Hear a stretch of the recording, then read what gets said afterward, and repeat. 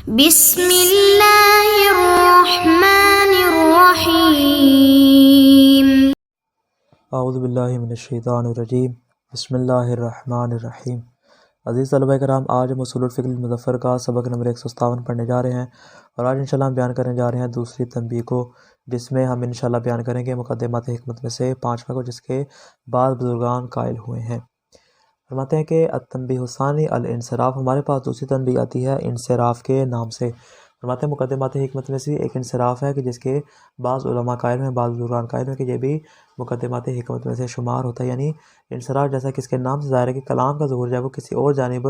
نہ ہو جائے، کسی اور جانب منصرف نہ ہو جائے۔ فرماتے ہیں اس صورت میں اطلاق و کشف نہیں کر سکے، بلکہ کلام میں شرط پائی جاتی ہے کہ اس میں عدم انصراف ہونا چاہیے تاکہ ہم اسے اطلاق و کشف کر سکیں۔ سب سے پہلے ہم بیان کریں گے کہ انصراف کی تعریف کیا۔ فرماتے ہیں انصراف کی تعریف یہ ہے کہ مطلق کا لفظ سنتے ہی ذہن کا مطلق کے افراد میں سے کسی ایک فرد کی جانب پھر جانا، مائل ہو جانا، اس کو ہم انصراف کا نام دیتے ہیں۔ یعنی اطلاق آپ نے سنا اس کے 40 50 100 افراد ہیں، لیکن جیسے ہی آپ نے مطلق لفظ سنا آپ کا ذہن ان سارے افراد کی طرف جانے کے بجائے صرف ایک خاص فرد کی جانب کیا ہے، تبادر کر جاتا ہے۔ فرماتے ہیں اس کو ہم انصراف کہتے ہیں۔ یعنی مثال کے طور پہ ہم یہاں پہ عمومی مثال لیتے ہیں، جب بھی لفظ حیوان بولا جاتا ہے، حیوان کا مطلب کیا ہے کہ مالہ الحیات، کی ہر وہ چیز جس کے لیے حیات اور زندگی ہے، مطلب اگرچہ اس میں انسان بھی ہے، غیر انسان بھی شامل ہے، ہر وہ چیز جس کے لیے حیات ہے اس کو حیوان کہیں گے۔ لیکن جیسے لفظ حیوان بولا جاتا ہے عام فہم زبان میں، مطلب حیوان سے ہمیشہ مراد جانور لیا جاتا ہے، کہ جب کہتے ہیں وہ حیوان تو نے کیا کر دیا، اب وہاں پہ بھی کیا ہے، حیوان سے مراد جانور ہی لیتے ہیں، اگرچہ حیوان سے مراد انسان بھی ہے، لیکن ہم انسان کو مراد نہیں لیتے بلکہ اس سے مراد جانور چھپایا وغیرہ مراد لیتے ہیں۔ فرماتے ہیں اس کو کہیں گے انصراف، یعنی لفظ مطلق کا اطلاق کرنے سے آپ کیا کرتے ہیں، ایک خاص معنی کی جانب آپ کا ذہن جو ہے منتقل ہو جاتا ہے، اس کو ہم انصراف کا نام دیتے ہیں۔ التنبیہ الثانی الانصراف، فرماتے دوسری تنبیہ ہماری ہے انصراف کے بارے میں۔ اشتہرا ان انصراف الذہن من اللفظ الى بعض مصادیق معناہ او بعض اصنافہ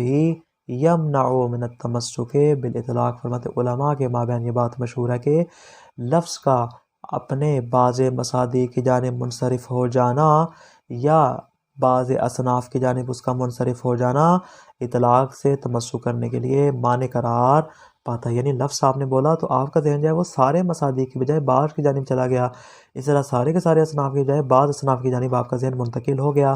فرماتے ہیں یہ علماء کے مابین مشہور ہے کہ اگر صورتحال ایسی ہو کہ سارے افراد کے بجائے آپ کا ذہن بعض افراد کی جانب تبادر کر جائے، مطلب یہاں پر آپ صورت الاطلاق سے تمسک نہیں کر سکتے۔ وَإِن تمت مقدمات الحکمہ، فرماتے اگرچہ مقدمات حکمت پورے ہی کیوں نہیں، یعنی باقی جو چاروں مقدمات حکمت اگرچہ وہاں پہ موجود ہو، فرماتے پھر بھی جب کلام کے اندر انصراف موجود ہوگا اس کے ہوتے ہوئے آپ اطلاق سے تمسک نہیں کر سکتے۔ مثال فرماتے مثل انصراف المسح فی آیتی التیمم والوضوء الی المسح بالید و بباطنہا خاصہ۔ فرماتے جیسا کہ جب ہم تیمم اور وضو کی جو دونوں آیتیں ہیں ان میں جہاں پہ بھی لفظ ومسحو استعمال ہے، فرماتے ومسحو کی جب بھی بات آتی ہے اس سے ہمارا ذہن انصراف کر جاتا ہے الی المسح بالید، کہ یہاں پہ جو مسح کی بات کی جا رہی ہے اس سے مراد پاؤں کا مس نہیں ہے، کسی اور چیز کا مس نہیں، بلکہ انصراف ذہنی ہوتا ہے کہ صرف ہاتھ کا مس ہو سکتا ہے۔ اور پھر جب ہاتھ کی بات آتی ہے تو ہاتھ مراد کوئی اور چیز نہیں ہوتی بلکہ صرف ہاتھ کی اندرونی ہتھیلی ہوتی ہے جس کو ہم ہاتھ کا باطن کہتے ہیں۔ فرماتے یہی مراد ہوتی ہے، وہاں پہ پھر کوئی اور چیز مراد نہیں ہوتی۔ فرماتے والحق ان یقال، فرماتے قول حق یہ کہ یہاں پہ ہم یہ کہیں کیا کہ ان انصراف الذہن ان کان ناشئا من ظہور اللفظ فی المقید۔ فرماتے یہاں پہ اب ہم انصراف کی اقسام کے حوالے سے گفتگو کر رہے ہیں۔ فرماتے ہیں کہ مصنف نے اگرچہ یہاں پہ بیان کیا کہ بعض نے 5 اقسام بیان کی، بعض نے 10 اقسام بیان کی کہ انصراف کی، لیکن مصنف فرماتے ہیں کہ ان ساری اقسام میں سے جو زیادہ اہم اقسام ہیں وہ صرف 2 ہیں جن کو یہاں پہ میں بیان کرنا چاہوں گا۔ ایک ہے انصراف ظہوری اور دوسری ہے انصراف بدوی۔ فی الحال یہاں پہ اس عبارت میں جو بیان کرنے جا رہے ہیں وہ انصراف ظہوری کو بیان کرنے جا رہے ہیں۔ کیا مطلب، جیسے کہ اس کے نام سے ظاہر ہے کہ آپ نے کوئی لفظ سنا، لفظ کے سنتے ہی اصناف میں سے کوئی ایک صنف یا افراد میں سے کسی ایک فرد کی جانب آپ کا ذہن مائل ہو جائے۔ جیسا میں نے مثال دی حیوان سے، جانور آپ کو سمجھ میں آتا ہے، لفظ حیوان بولا گیا آپ کو اس سے صرف کیا ہے، جانور سمجھ میں آیا۔ فرماتے یہ جو انصراف ہے یہ لفظ سے، یعنی لفظ کا یہاں پہ جو ظہور ہے وہ اصلاً جو ہے وہ تمام افراد میں نہیں ہوتا بلکہ صرف تمام افراد میں سے کسی ایک فرد خاص میں یا کسی خاص صنف میں وہ ظہور ہو جاتا ہے۔ فرماتے والحق ان یقال، فرماتے قول حق یہ کہ میں یہاں پہ کہوں کیا ان انصراف الذہن ان کان ناشئا من ظہور اللفظ فی المقید۔ فرماتے اگر تو انصراف ذہنی جو ہے وہ لفظ کی وجہ سے وہاں پہ کیا ہو رہا، مقید میں ظاہر ہو رہا ہو، یعنی کیا مطلب، بے معنی انا نفذ اللفظ ینصرف منہ المقید، فرماتے ہیں جو خود لفظ ہے اس سے ہم مقید کو سمجھیں، مقید کا انصراف ہو، کیوں، لکثرت استعمال فی، اس لیے کہ عام طور پر اسی میں استعمال ہوتا ہو۔ جیسا کہ ہم جب بھی مس کی بات کرتے ہیں تو اس سے انصراف کیا ہوتا ہے کہ مس ہمیشہ ہاتھ سے ہوتا ہے اور کسی چیز سے ہوتا نہیں ہے، لکثرت استعمال فی ہے وشیوع ارادت ہی منہ، فرماتے ہیں کہ اس لیے کہ کثرت استعمال بھی ہو اور اس کا استعمال اس میں شیوعیت بھی رکھتا ہو، فلا شک فی انہ حینئذ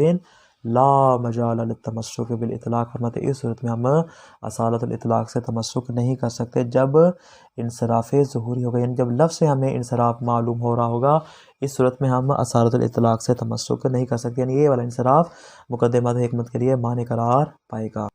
وجہ دلیل کیا آپ کے پاس، فرماتے اس لیے کہ لأن ھذا ظہورا یجعل اللفظ بمنزلۃ المقید بالتقیید اللفظی، اس لیے کہ یہ کیا کام کرتا ہے، یہ وہی کام کرتا ہے جو کہ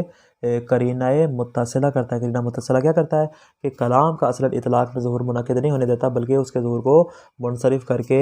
مقید میں تبدیل کر دیتا ہے۔ فرماتے ہیں کیونکہ یہاں پہ یہ ظہور کیا کرے گا، چونکہ لفظ کے ذریعے واضح ہو رہا ہے اور لفظ نے کیا کام کرنا ہے، فرماتے ہیں یہ والا لفظ وہی کام کرے گا جو کہ تقیید لفظی کے ذریعے کرنے والا مقید کرتا ہے۔ فرماتے ہیں ھذا ظہور یہ جو اللفظ، یہ لفظ کو قرار دے گا ایسے مقید کے قائم مقام کے جہاں پہ تقیید لفظی موجود ہوتی ہے، جہاں پہ قرینہ لفظیہ قرینہ متصلہ موجود ہوتا ہے۔ جب یہ صورتحال ہے وَمَعَهُ لَا يَنْعَقِدُ لِلْكَلَامِ ظُهُورٌ فِي الْإِطْلَاقِ، فرماتے ہیں اس صورت میں پھر کلام کا اطلاق میں ظہور نہیں۔ بارہا یہ بات ہم نے بیان کی کہ جب بھی قرینہ متصلہ ہوگا نہ کلام کا عموم میں ظہور ہوگا نہ کلام کا اطلاق میں ظہور ہوگا۔ جب اطلاق میں ظہور ثابت نہیں ہوگا، فرماتے ہیں وہاں پہ یہ سوال بھی نہیں اٹھے گا کہ حتیٰ یتمسکا بے اصالت الاطلاق، آیا اصالت الاطلاق سے تمسک کر سکتے ہیں، تمسک نہیں کر سکتے۔ التی ہی مرجعھا فی الحقیقت الی اصالت الظہور، اس کا حقیقت میں مرجع یہ ہے کہ وہ اصالت الظہور سے ہی نکلتی ہے، کیونکہ کلام کا ظہور جب کس میں ہو رہا ہے، کلام کا ظہور ہی اصل تقیید میں ہو رہا ہے۔ جب کلام کا ظہور ہی اصل تقیید میں ہو رہا ہے تو جو اصل اطلاق ہے وہ خود اصالت الظہور ہے، مطلب لہٰذا یہاں پہ اس کا ظہور پھر اطلاق میں نہیں ہوگا بلکہ اس کا ظہور پھر تقیید میں ہمارے لیے ثابت ہو جائے گا۔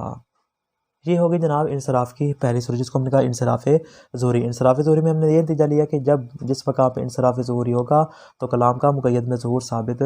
ہو جائے گا، لیکن وہ اما اذا کان الانصراف ہو غیر ناشئ من لفظ، مطلب اگر ہمارے پاس ایسا انصراف آ رہا ہے جس کو ہم انصراف بدوی کہیں گے، اور یہ انصراف ایسا جو لفظ سے ہمیں معلوم نہ ہو رہا بلکہ بلکانہ من سبب خارجی، کسی سبب خارجی سے ہمیں انصراف معلوم ہو رہا ہو، کا غلبت وجود الفرد المنصرف الیہ، جیسا کہ خارج میں افراد میں سے کسی ایک فرد کے اوپر غلبہ آ جانا، او تعارف الممارست الخارجیت لو، یہاں فرماتے ہیں خارج میں کیا ہے، کسی ایک چیز کا متعارف ہو جانا اور اسی کی جانب آپ کے ذہن کا منتقل ہو جانا۔ فرماتے ہیں دونوں صورتوں میں کیا ہوگا، فیکون معلوفا قریبا الی الذہن، فرماتے ہیں یہ کیا ہو جائے گا، یہی ذہن سے مانوس ہو جائے گا اور یہی ذہن کے قریب ہوگا، من دون ان یکون للفظ تاثیر فی ھذا الانصراف، چاہے آپ اس کے لیے کوئی لفظ نہ بھی استعمال کریں تب بھی کیا ہے اس سے آپ کو یہی والا معنی سمجھ میں آئے گا۔ مثال کے طور پہ جب بھی دریا کی بات ہوتی ہے، کسی قسم کے دریا کی، مثال کے طور پہ آپ کہتے ہیں کہ لاہور کا پانی ایسا، لاہور کا پانی ایسا ہے، فرماتے ہیں اس پانی سے مراد کیا ہے، اس پانی سے مراد دریا راوی کا پانی اور کوئی پانی وہاں مراد نہیں ہوگا۔ اس طرح کتاب میں جو مثال پیش کی کہ جب آپ کوفہ میں اور کوفہ کے متعلق بات کرتے ہیں کہ دریا سے پانی کا تو اس سے مراد دریا فرات ہوگا، کوئی اور وہاں پہ دریا مراد نہیں ہوگا۔ فرماتے ہیں یہاں پہ کیا ہے، اگرچہ جو انصراف آپ کو سمجھ میں آ رہا ہے وہ لفظ کی صورت میں سمجھ میں نہیں آ رہا بلکہ سبب خارجی کی وجہ سے معلوم ہو رہا ہے، فرماتے ہیں کہ پھر یہ ہو جائے گا انصراف بدوی، اس کا انشاءاللہ بیان کریں، اس کو ہم انصراف بدوی کا نام دیتے ہیں۔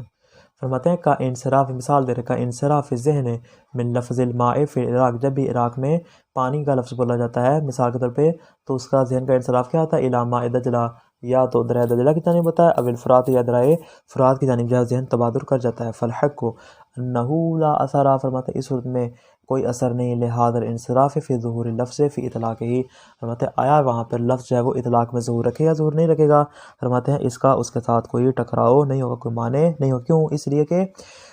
اگر تو خود کلام کے اندر وہاں پہ کوئی ایسی چیز آ جائے جس سے کیا ظہور منصرف ہو جائے، تو فرماتے ہیں جس طرح ہم نے گزشتہ ظہور انصرافی میں کہا تھا کہ وہاں پہ کیا ہوتا ہے کہ وہاں پہ اصلاً الفاظ کے ذریعے کیا ہوتا ہے، ظہور منصرف ہو جاتا ہے، لہٰذا وہاں پہ اصالت الاطلاق سے تمسک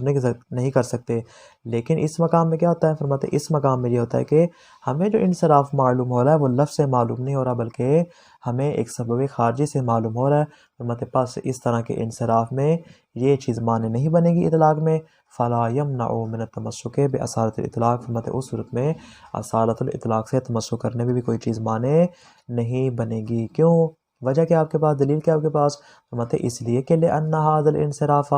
قد یجتمع مع القطع بعدم ارادۃ المقید بخصوصہ من اللفظ۔ فرماتے ہم آپ کو دلیل پیش کرتے ہیں کہ بعض اوقات ایسا ہوتا ہے کہ ایک جانب سے تو آپ کو انصراف ذہنی ہو رہا ہوتا ہے، لیکن دوسری جانب سے کیا ہے، آپ کو اس بات کا یقین بھی ہوتا ہے کہ انصراف سے جو معنی میرے ذہن میں آ رہا ہے وہ معنی مراد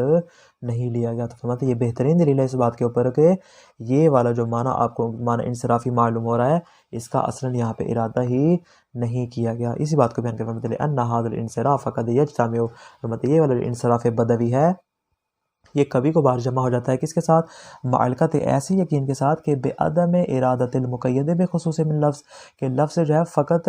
اسی مقید کو مراد نہیں لیا گیا، اس عدم ارادہ کے ساتھ یہ قط جمع ہو جاتے ہیں۔ ایک طرف سے انصراف ذہنی ہوتا ہے، دوسری طرف آپ کو پتہ ہوتا ہے کہ اصلا اس معنی کو مراد ہی نہیں لیا گیا۔ فرماتے اسی بنا پر ولذا یسمى هذا الانصراف باسم الانصراف البدوی، فرماتے اسی بنا پر ہم اس انصراف کو انصراف ظہوری کا نام نہیں دیتے بلکہ انصراف بدوی کا نام دیتے ہیں۔ کیوں؟ لزوال ہی عند التأمل، اس لیے کہ اس میں تھوڑی سی آپ کو غور و فکر کرنے کی اور تأمل کرنے کی ضرورت ہے، وہ مراجعتی ذہن اپنے ذہن کو تھوڑا سا گھمانے کی اور اس کو تھوڑا سا غور و فکر کرنے پر مجبور کرنے کی ضرورت ہوگی۔ ہمارے پاس جب یہ صورتحال ہوگی تو اس صورت میں یہ انصراف اس بات مدر ثابت نہیں ہوگا کہ آیا ہم اطلاق سے تمسک کریں یا نہ کریں۔ فرماتے یہ انصراف بدوی کی صورت میں ہر حال میں ہم اصالت الاطلاق سے تمسک کر سکتے ہیں۔ ھذا کلہ واضح لا ریب فیہ، فرماتے یہ بات واضح ہے، اس میں شک و شبے کی گنجائش نہیں ہے۔ خلاصہ کیا آج کے درس کا، فرماتے بعض علماء انصراف کو مقدمات حکمت میں سے شمار کرتے ہیں، اور انصراف سے مراد کیا لیتے ہیں کہ لفظ کے سنتے ہی افراد میں سے کسی خاص فرد کی جانب ذہن کا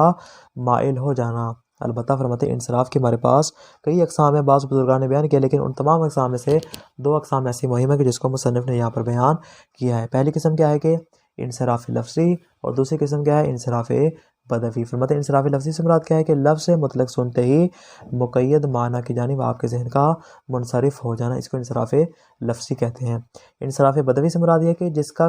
سرچشمہ لفظ نہ ہو بلکہ اس کو آپ سبب خارجی کی وجہ سے سمجھ رہے ہوں۔ فرماتے اب ان دونوں کے بارے میں کون سا انصراف لفظی ہمارے لیے کافی ہے یا انصراف بدوی؟ مصنف کے نزدیک جہاں تک تعلق ہے انصراف لفظی کا، فرماتے یہ مانع از اطلاق ہو۔ کیوں؟ اس لیے کہ خود لفظ کے اندر انصراف پایا جاتا ہے، تو پاس جب اصل ظہور ہمارے لیے کیا ہو جائے گا، مقید میں ہو جائے گا، اور فرماتے جو اصالت الاطلاق ہے وہ اصل ظہور سے ہی آگے بنتا ہے، اس کا مرجع وہی اصل ظہور قرار پاتا ہے۔ فرماتے ہیں کہ اس بنا پر ہم یہاں پہ پھر کلام کا ظہور جو ہے وہ مقید میں سمجھیں گے اور یہاں پہ اصالت الاطلاق سے تمسک نہیں کر سکتے۔ لیکن جہاں تک تعلق ہے انصراف بدوی کا، فرماتے یہ مانع از اطلاق نہیں ہے، اس لیے کہ یہاں پہ چونکہ لفظ کے ذریعے ظہور ثابت نہیں ہوتا، لہٰذا ہم اصل اطلاق سے تمسک کر سکتے ہیں۔ البتہ فرماتے ہیں انصراف بدوی اس لیے یہاں پہ معنی قرار نہیں پا رہا کہ یہ ایسا انصراف ہے جو تھوڑے سے تأمل سے زائل ہو جاتا ہے۔ کیوں؟ دلیل ہمیں پیش کی کہ بعض اوقات جو ہے ایسے مقام کے ساتھ جمع ہو جاتا ہے کہ جہاں پہ آپ کو یقین ہوتا ہے کہ یہ والا جو انصراف والا معنی ہے اصلا یہاں پہ مراد ہی نہیں لیا جا رہا۔ والسلام علیکم ورحمۃ اللہ وبرکاتہ۔